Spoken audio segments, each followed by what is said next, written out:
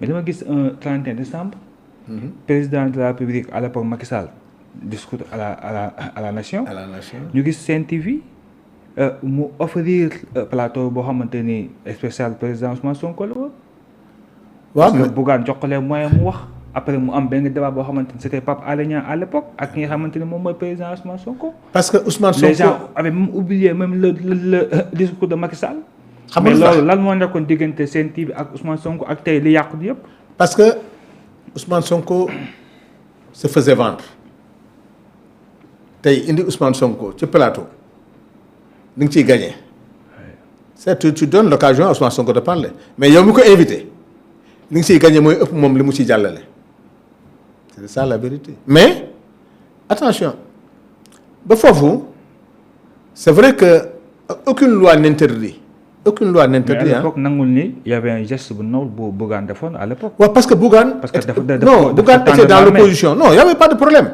Bougane ñoo bokkoon combat. nous tous nous avions constaté que Macky Sall ni muy jiite réew mi ñëpp d'accord nañ que ne baaxul. loolu moom wax dëgg yàlla tous les démocrates s'étaient mobilisés contre Macky Sall parce que la façon bi mu doon gérer réew mi ñun ñëpp ñoo d'accordoon maintenant qu'est-ce qui a changé foofu mooy problème bi. Bougane valeurs yooyu mu doon défendre. Ousmane su ko défendre keneen di ko défendre keneen di ko défendre. kan moo génn ci valeurs yi moo tax bi muy def loolu. mais il était dans l'opposition avec nous tous parce que Bougane fait de la politique aussi. Bougane est un homme politique. Oui. donc il était dans le champ politique. Oui. donc nekk ak ñun ci politique di xeex ak ñun en politique. ba léegi Bougane mu ngi ci politique bi. ba léegi mu ngi ci politique bi. Oui. mais bokkatoo leen gëm-gëm daal. non moom moo génn ci gëm-gëmam parce que li mu doon xeex sur la bonne gouvernance surtout sur la bonne gouvernance que gaa ñi ñu ngi luubal alal réew mi gaa ñi ils ne respectent pas les droits de l'homme gaa ñi ils ne respectent pas la démocratie ñun loolu la ñu ko tey ñëngu gouvernement boobu tey teg la bonne gouvernance teg la réduction des comptes teg la démocratie tey boo génnee ci loolu wax dëgg yàlla mooy yow yaa génn mais li nga doon jooytu démb moom la loolu moo tax Ousmane Sonko dans son discours aussi il dit à Diomaye indirectement il dit à Diomaye indirectement Diomaye c'est l'institution. Oui. c'est le président de la République. Oui. Pastef a confiance parce que ñoo fi indi système boo xam ne dañ ne le président de la République mënul nekk responsable de parti. Oui. ok Oui. donc il se détache de son parti en étant militant mais on fait confiance à l'administration centrale mais on a constaté que l'administration centrale manque de loyauté par rapport au président de la République parce que ñoom le Pastef qui a gagné avec son programme président war ko exécuter on a constaté dans le système parce que système du président de la République même day dem ba ci municipalité yi bay dem ba sur le plan local am na ñoo xam ne ni ñu war a doxalee mu war a gaawee wala ni ñu ko war a demee on a vu que ne am na ay résistance te résistance moo gën a bon ci système on sent des résistances par rapport au programme par rapport aux lenteurs par rapport même à l'exécution des décisions parce que je te fais un rappel. Oui. le parti socialiste. Oui. bu daan def bu amee une nouvelle politique moi je me rappelle la nouvelle politique agricole. Oui. la nouvelle politique l'école nouvelle.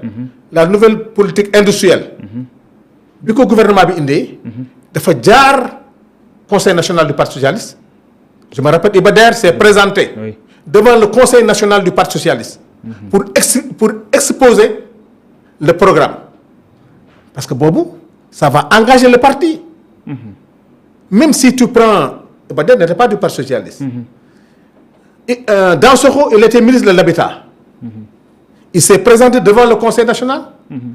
toutes les politiques de l'État on les a amenées au conseil national du parti socialiste pour que ça soit validé. parce que si ça réussit c'est le parti si c'est échoue c'est le parti. Oui. moo tax le conseil national.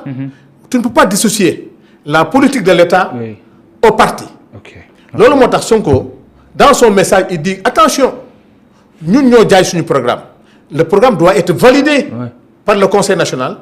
et c'est ce que le gouvernement doit exécuter. si ça échoue c'est le parti moo tax le parti socialiste.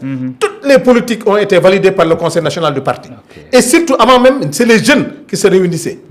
nous on a eu des problèmes avec Iba Der Thiam par rapport à l'école nouvelle. Ah oui, les jeunes, il y avait une partie, on n'était pas d'accord.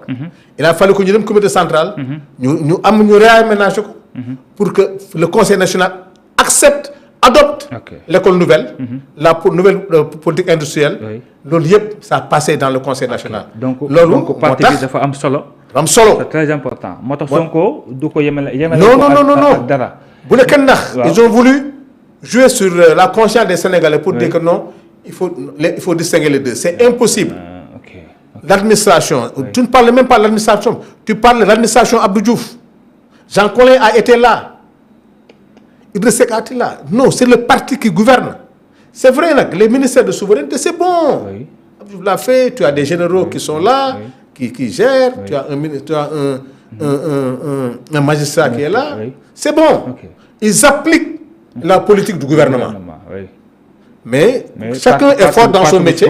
Mais honorable sax da nga ni bu Ousmane Sonko toogee ba wax ak presse bi rek ci parti bi ko xam ne kon y a quelque chose.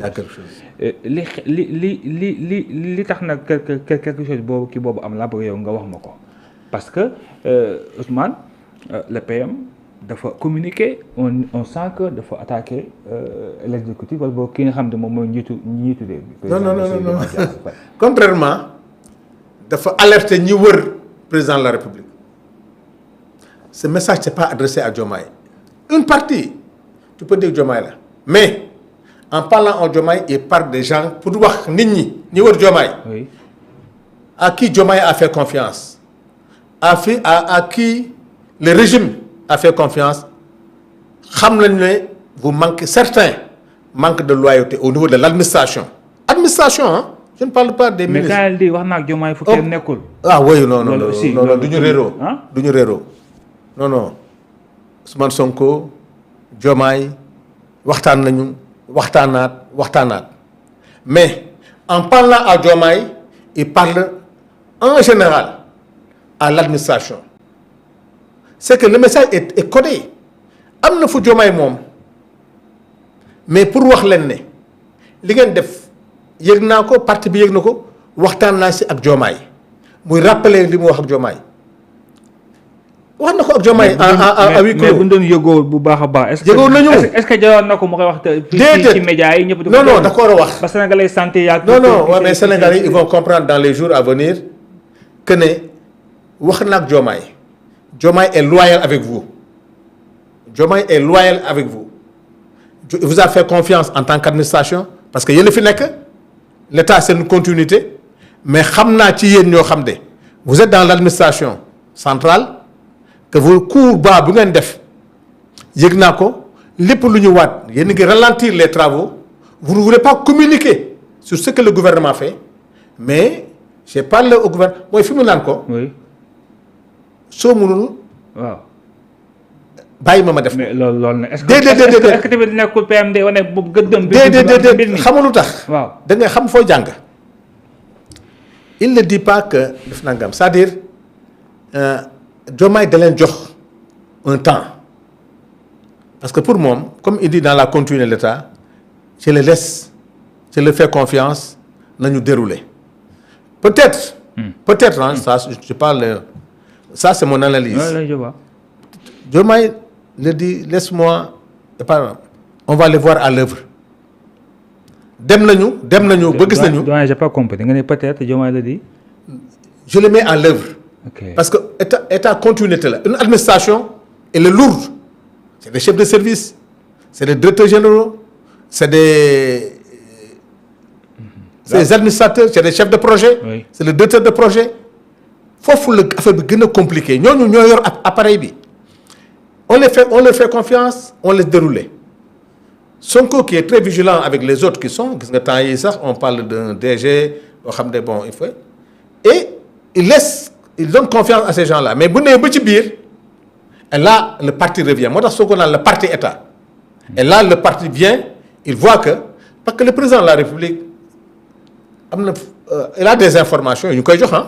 mais c'est très normal. waaw am na information mais attention les gens qui sont à la base. oui.